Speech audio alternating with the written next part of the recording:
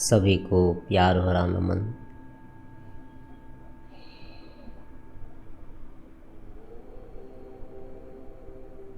बाहर से शांत हो जाने के बाद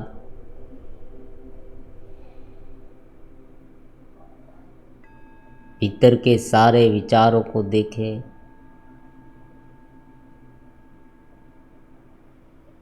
मन में क्या चल रहा है उसे जानें।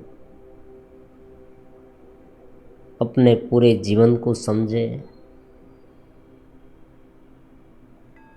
कौन सी महत्वाकांक्षा है हम में वो भी समझें। कौन से स्वप्न लेकर हम बैठे हैं उसे भी जानें। पता करें, समझें क्या है, क्या चल रहा है।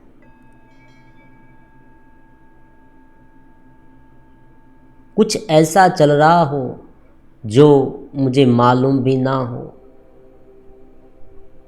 और मन कर रहा हो। क्योंकि कभी कभी क्या होता है, ज्ञान और अज्ञान दोनों समांतर रूप से चलते हैं व्यक्ति के जीवन में।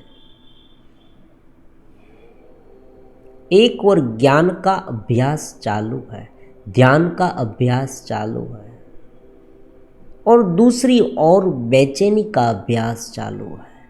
मतलब कि बेचैनी हो रही है,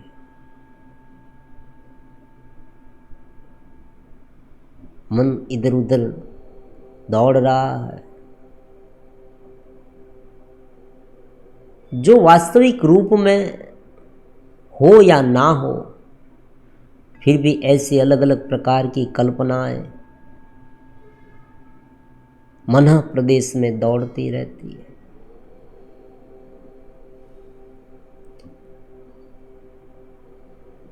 साधनों का उपयोग जिस तरह से करना है, अगर उसी तरह से किया जाए तो जीवन सुमधुर बन सकता है। चेतनवंतता निखर सकती है, आत्मस्थ रहा जा सकता है। लेकिन जब साधन चेतना का उपयोग करके समझे, स्वयं अपने आप चलने लगे, अतिरेक हो जाए,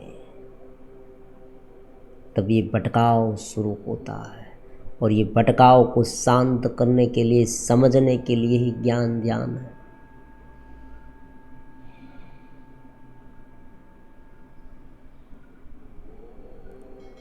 शांत हो जाए, शांत हो जाए, शब्द सुना आपने, शांत हो जाए और तुरंत शांत हो जाना है। देखना है, वृत्तियों के साथ नहीं जुड़ना है। क्यों? क्योंकि जब इस वृत्तियों से ऊपर उठेंगे तब ही वृत्तियों को पहचान पाएंगे।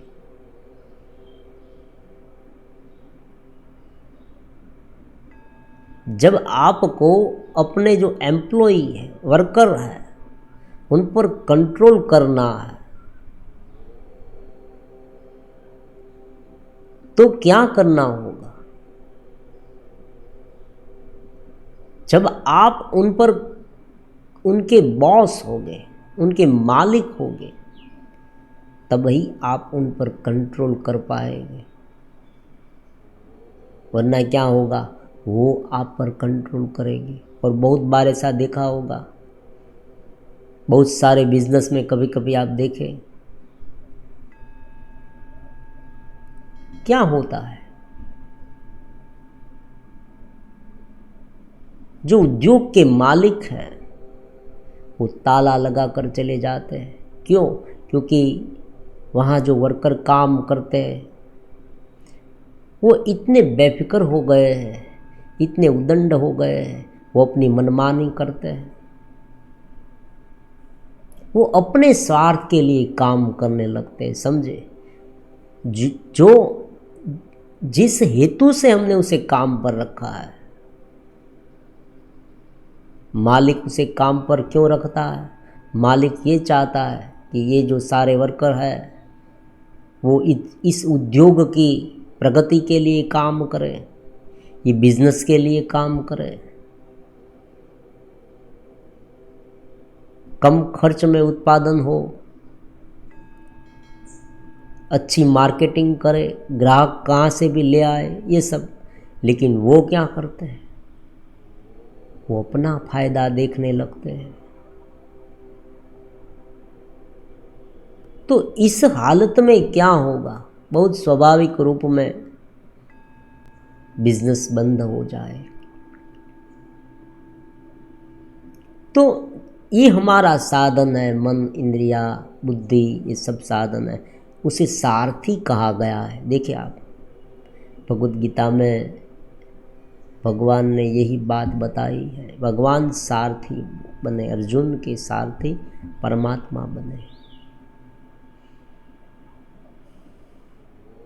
इस बात को कुछ ऐसे समझे कि भीतर जो बैठा है रथी, वो आत्म तत्व है, हम है, स्वयं चेतना है।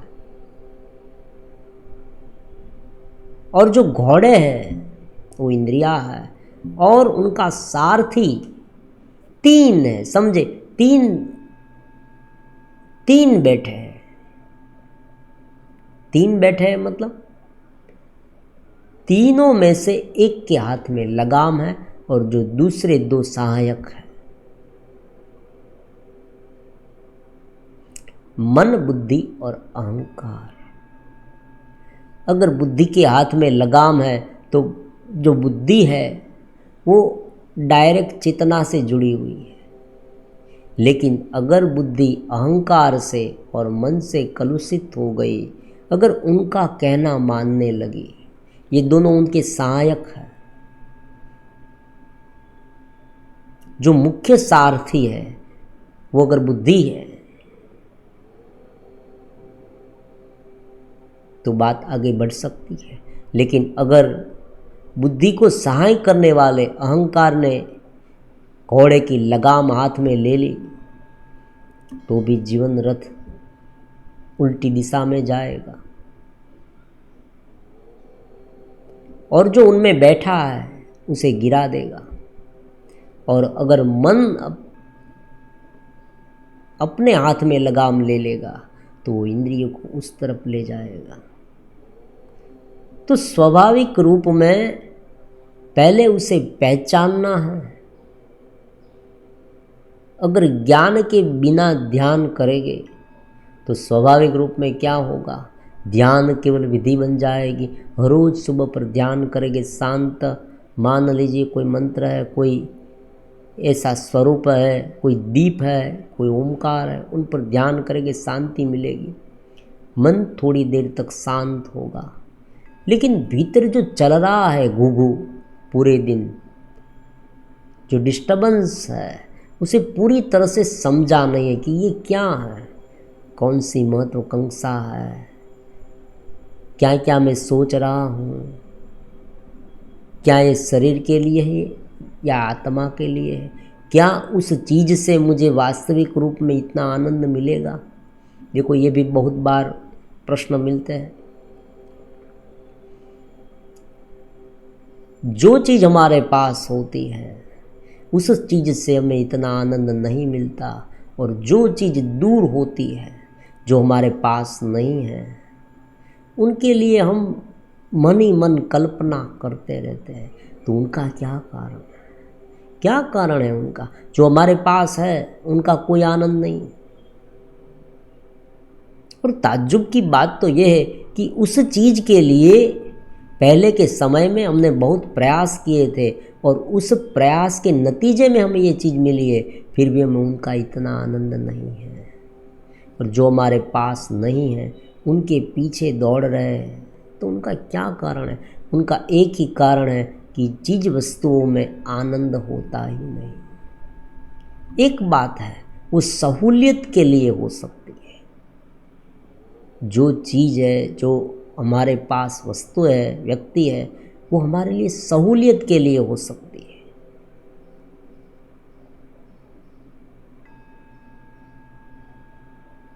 हमें तकलीफ कम पड़े।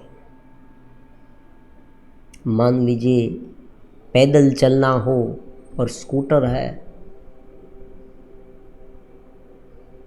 तो ज़्यादा सहूलियत रहेगी। जो जो डिफ़िकल्टीज हमारे जीवन में है, परेशानियां हैं, वो सुगम हो जाएगी इस साधन से।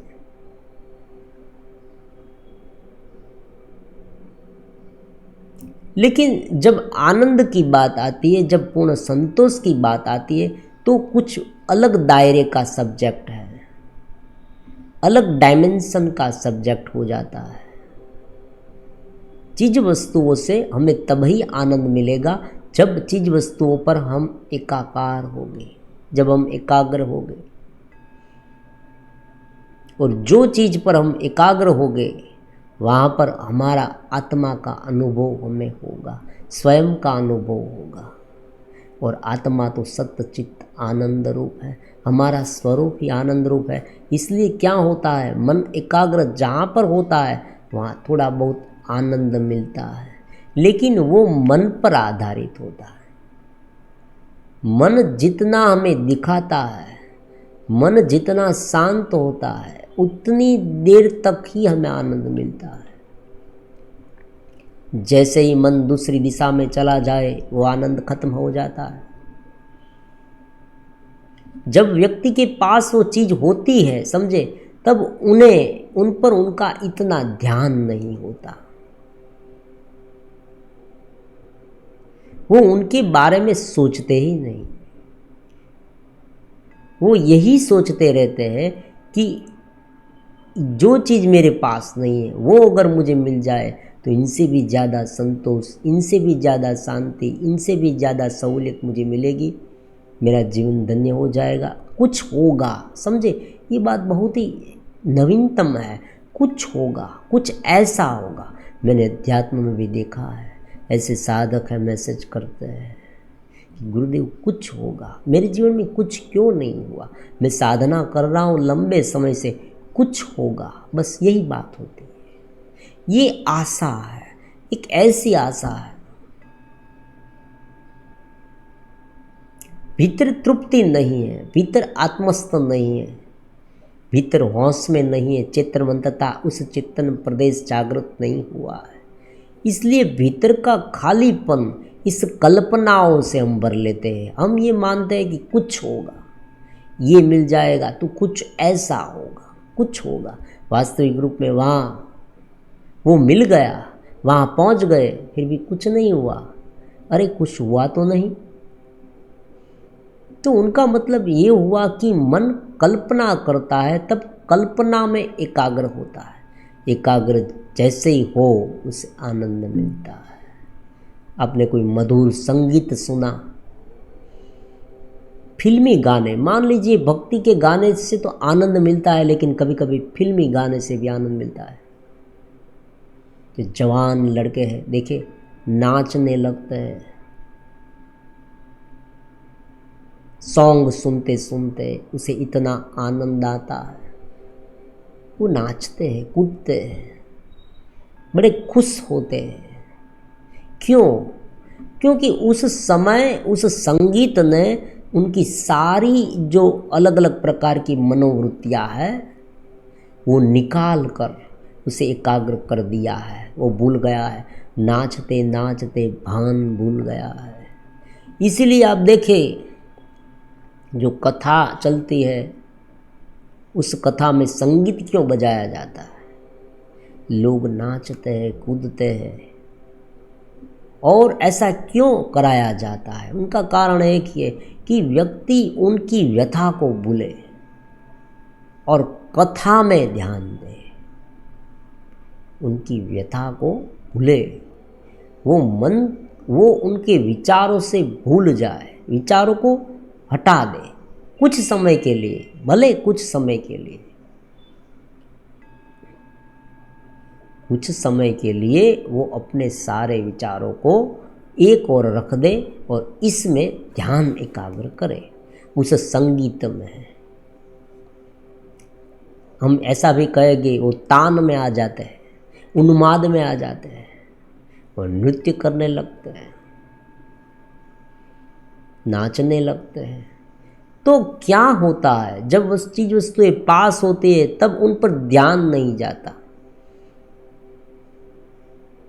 अगर हमारे पास रहने के लिए अच्छा मकान है तो हमें खुश होना चाहिए, क्योंकि ऐसे बहुत सारे लोग हैं जिसे रहने के लिए मकान नहीं है, खाने के लिए भोजन नहीं है, पहनने के लिए वस्त्र भी नहीं है, वो इधर उधर भटक रहे हैं और हमारे पास तो ये सब है। हमें कृतज्ञ होना चाहिए परमात्मा की और हमें आभार व्यक्त करना चाहिए हर रोज़ सुबह पर।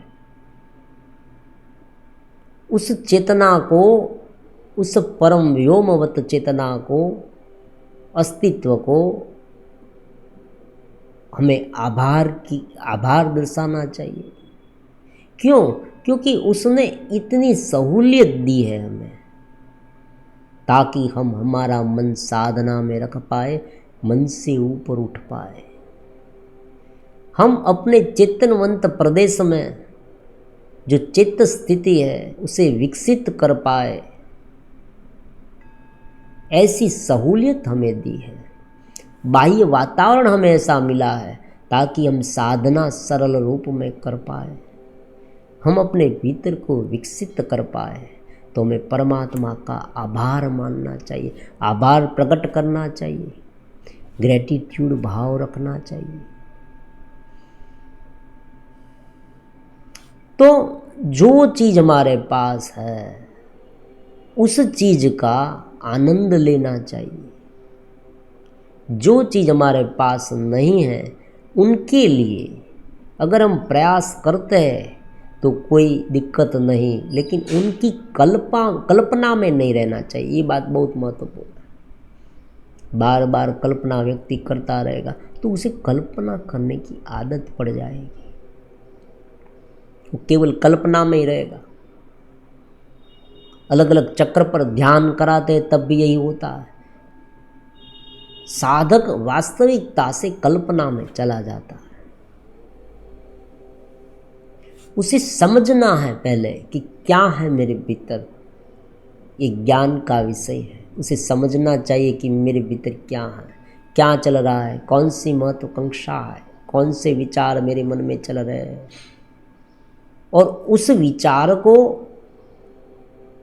विचार से मुझे कितना आनंद मिलता है, और वास्तविक रूप में उस विचार की कोई ज़रूरत है या यूं ही चल रहा है। आपने एक सुना होगा कि पैसे का मैनेजमेंट होता है, मनी का मैनेजमेंट। हम ये ढूंढ निकालते हैं, जो मैनेजर रखते हैं वो मैनेजर क्या करता है, जो आमदनी होती है और जो खर्चे होते हैं उनका हिसाब रखते हैं और देखते हैं कि कहीं पर कहाँ पर ज़्यादा खर्च हो रहा है, जो हमारी आय है, जो हमारी आमदनी है वो कहाँ पर ज़्यादा खर्च हो जाती है, और उस फिजूल में जो खर्च हो जाती है क्या उनका रिटर्न मिलता है। समझे, खर्चा तो हम कर रहे हैं लेकिन उनका कितना रिटर्न हमें मिलता है, वो ऐसा स्टेटमेंट बनाएगा और वो फाइंड आउट करेगा कि कौन से खर्चे फिजूल के हैं।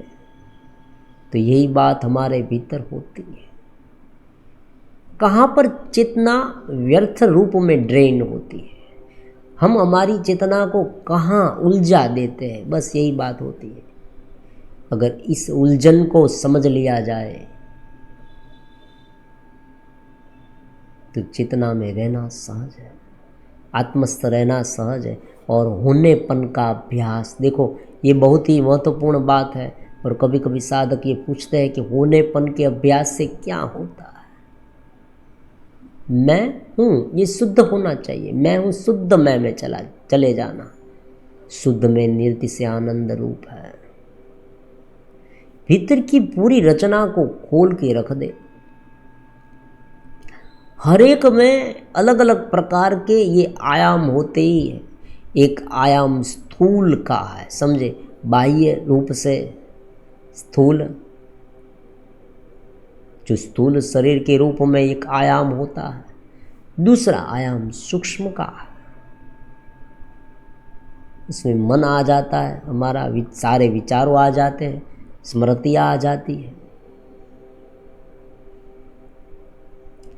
फिर जो जानने वाला आयाम है, चेतना है, वो सब कुछ जानती है, शरीर को जानती है, मन को जानती है, मन को अनुभव कर रही है। मन को अनुभव कर रही है, आप कहेंगे मन को कैसे अनुभव करती है? देखो, जब हमारा मन बेचैन होता है तब हम जान जाते हैं कि मेरा मन बेचैन है। जब हम गुस्सा करते हैं तो हमें पता है कि आज मैंने गुस्सा किया। जब हम तनाव में होते हैं तब हमें पता है कि आज मैं तनाव में हूँ, आज मेरे मन में तनाव उत्पन्न हो रहा है, आज मेरे मन में गुस्सा उत्पन्न हो रहा है, ईर्ष्या उत्पन्न हो रही है, चिंता उत्पन्न हो रही है। ये सब हमें पता है, ये सब हम जानते हैं। तो जो जानने वाला है वो उस चीज़ से अलग होगा। ये बात वेदांत की है, बहुत महत्वपूर्ण बात है कि जो जानने वाला है वो अक्सर जो जानी गई वस्तु है, जिसे वो जानता है, उनसे वो अलग होता है। जो दृष्टा है, जो दृश्य देख रहा है, उनसे पहले अलग है, लेकिन दृष्टा अपने हिसाब से ही दृश्य देखेगा। ये बात भी इतनी सही है।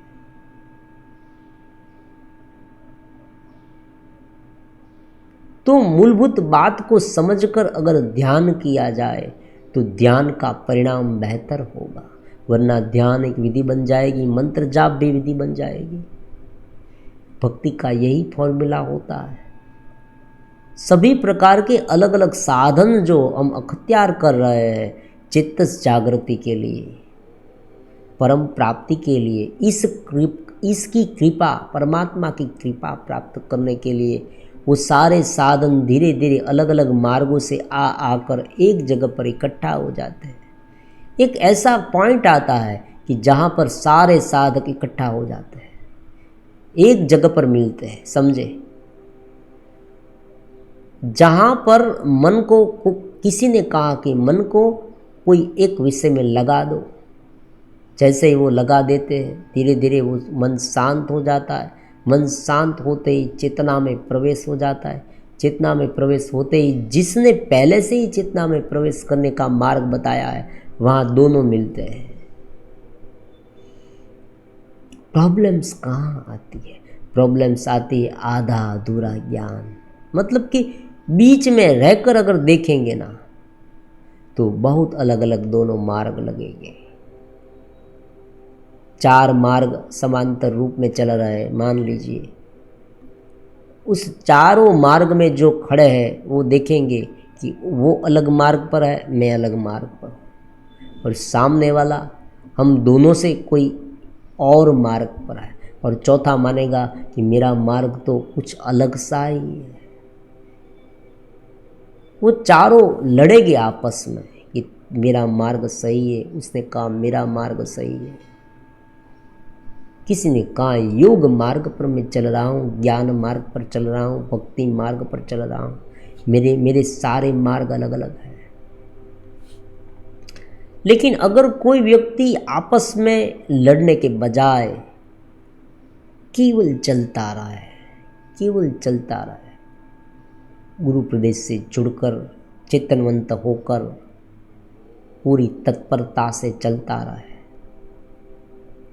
मान लीजिए चारों चलते रहे तो चारों एक जगह पर इकट्ठा हो जाते, फिर एक ही मार्ग होता है।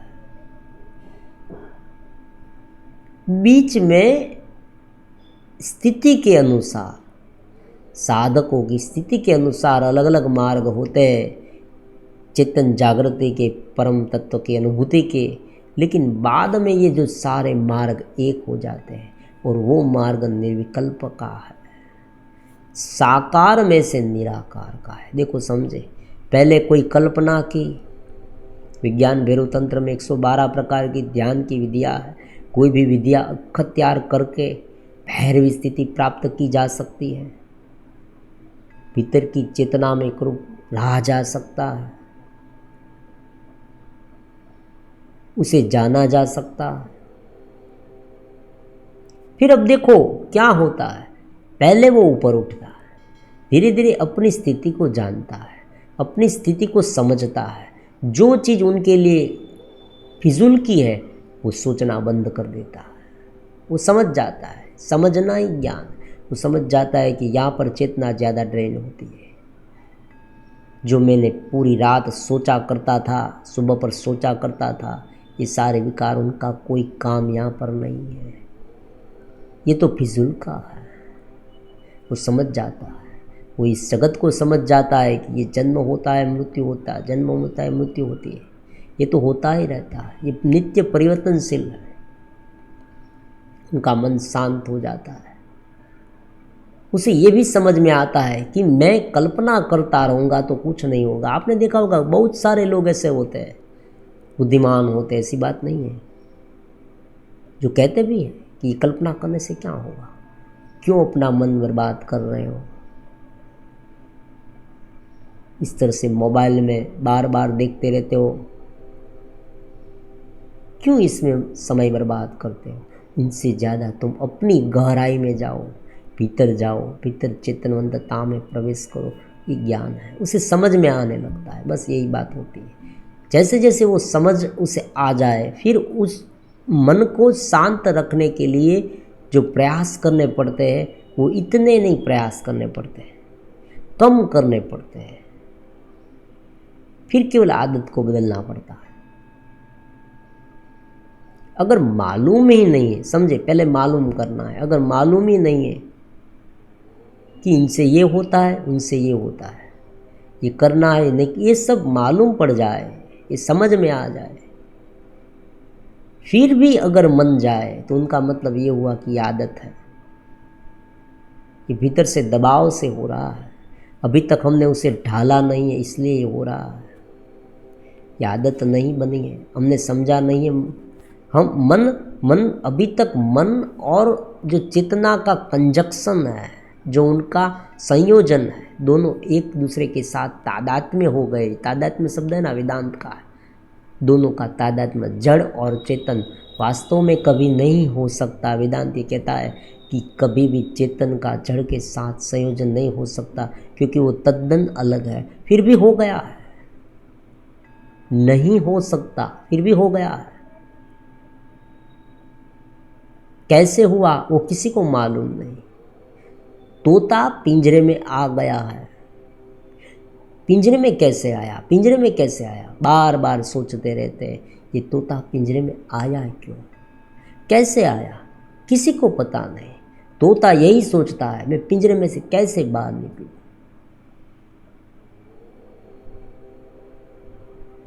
पहले तो वो ये सोचता था, वो भी सोचता था कि भाई मैं कैसे यहाँ पर आ गया, लेकिन धीरे धीरे उसे मालूम हो गया है कि अब ये सोचने से कुछ फायदा नहीं है।